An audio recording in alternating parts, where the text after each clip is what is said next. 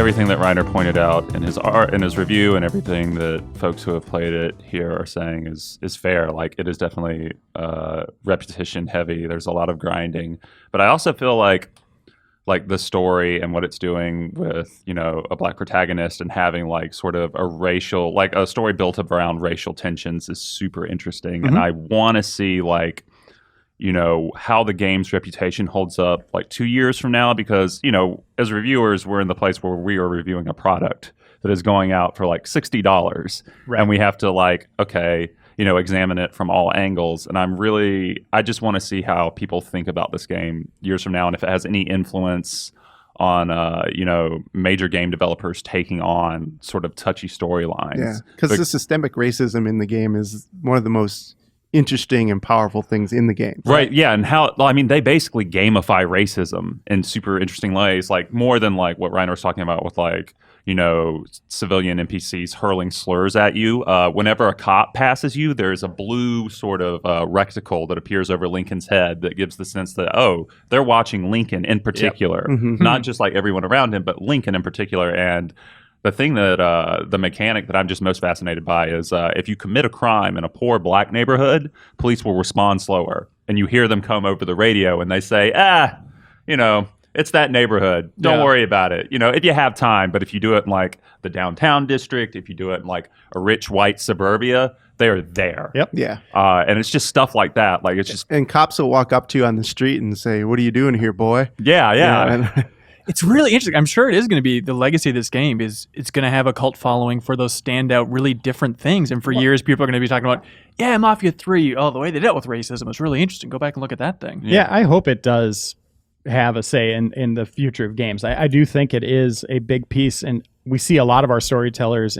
shy away from this stuff, right? Like outside especially of like AAA developers. Outside of like Rockstar, who has like a kind of satirical view on it, but they do touch on some big issues of the day. We haven't had a lot of period pieces, right? Like it would be great to see more timelines explored in meaningful ways that really represent the time accurately. For sure. And I feel like Mafia 3 also lives outside of that timeline too, because we are talking about a game that is, you know, inadvertently or otherwise very political, just because of, you know, it's coming out in the midst of like Black Lives Matter, Ferguson, that sort of stuff. And people are going to look at it through that lens and see, okay, what does this game have to say, obviously, about 1968, but also 2014 to 2017, like this time period. So I'm definitely interested to see, you know, what writers who have been writing about that for the past couple of years have to say about Mafia 3. Very much Luke Cage style, yeah. And so the big question, should you play this game? Oh, yeah.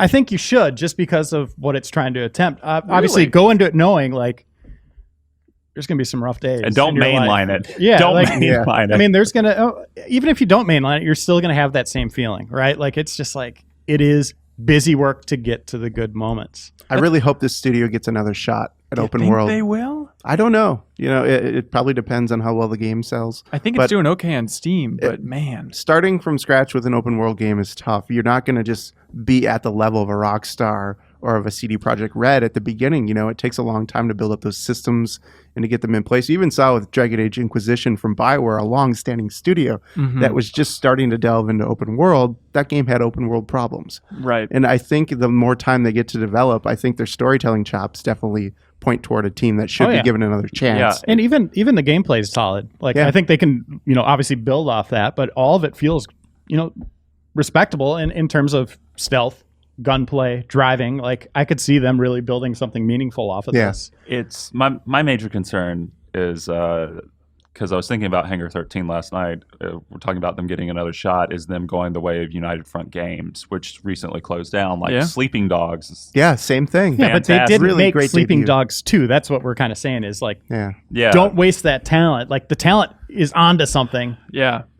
Focus that in the same direction. Try again. And the ball's rolling. You already invested a boatload of money, I'm sure, into building up this new studio. Can you imagine how much that soundtrack costed? It's like so sympathy. Awesome. It's so good. Sympathy for the Devil's on there. Like, holy shit. And even the radio stations, the talk shows, I mean, again, going into the time and place of it, so good. The Like, dad explaining like how he loves his favorite beer to his 4-year-old son. You know, like there's some great like period And stuff. Awesome. there's just like great research dialogue. Phil Kohler, who used to be with Game Informers over Who? Polygon now, yeah, who's dead to you, yeah. He was talking about how he came across some NPCs who were talking about how they won't let their children watch Star Trek anymore because Kirk kissed Uhura. Yeah. Which is Yeah. just fascinating. Like just that level of research. It's a great. I love that. Yeah. So Reiner, this is really bizarre. It's a game you gave a 6.75 that you're still recommending to people. yeah, I mean, recommended with that if you are interested in what we discussed here. Kind of reminds you you- know, of seeing developers take a chance on something. They didn't quite fail, but they also didn't knock it out of the park, right? It's just okay. Again, like it's a long game. That's the thing. Like you really are doing these kind of meaningless things, trying to get to the good stuff for It's a a long game time. with a lot of lows, but a game with some very high, a few highs, like super Yeah. high highs. Yeah, right? like Yep. Spec Ops, I kind of Yeah, to. Spec I Ops. Absolutely. I gave Spec Ops like a 7 because the gunplay was just repetitive garbage for the most Yeah, part. yeah. But the story was really intriguing. And for it's- sure. And great. people look back on it now like, yeah, of course you should play Spec Ops. It's a no-brainer. Yeah, like it's like a classic. Like whenever I talk to someone, Strangely it's enough. like a flawed masterpiece is what I hear most Yeah. often. I have issues with that game, but it's worth playing. Sounds like it's a good game club for the future, everybody. I agree.